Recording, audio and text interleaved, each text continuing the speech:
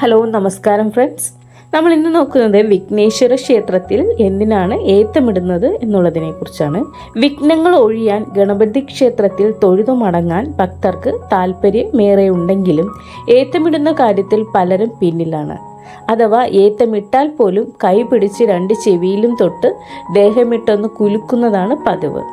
വലം കൈകൊണ്ട് ഇടത്തെ കാതും ഇടത് കൈകൊണ്ട് വലത്തെ കാതും തൊട്ടുകൊണ്ടും കാലുകൾ പിണച്ച് നിന്നുകൊണ്ടും കൈമുട്ടുകൾ പലവട്ടം നിലം തൊടുവിച്ച് ഗണപതിയെ വന്ദിക്കുന്നുവെന്ന് സാരം.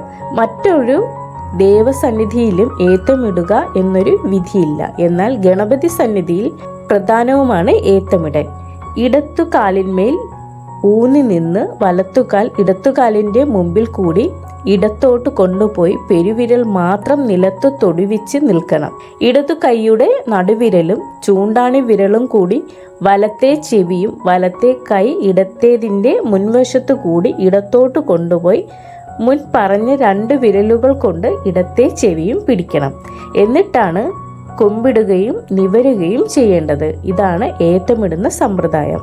ഭക്തനെ ആശ്രയിച്ചിരിക്കും ഇത് എത്ര പ്രാവശ്യം ചെയ്യണമെന്നത്. സാധാരണയായി 3, 5, 7, 12, 14, 21, 36 ഇങ്ങനെ പലവിധത്തിൽ ചെയ്യാറുണ്ട്.